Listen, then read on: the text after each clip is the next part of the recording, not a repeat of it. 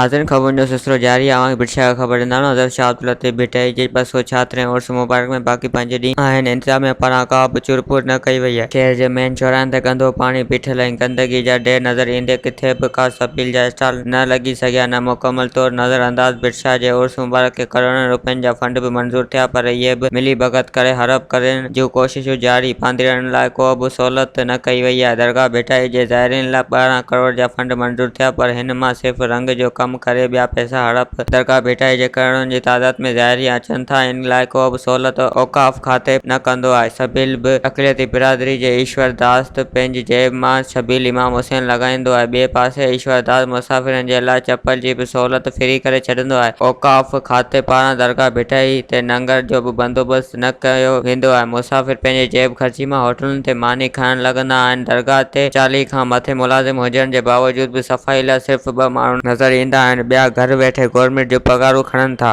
वधीक ख़बरनि ऐं तफ़सील जे लाइ विज़िट कयो असांजी वेबसाइट awami news hd.com ऐं ॾिसंदा रहो अवामी न्यूज़ HD।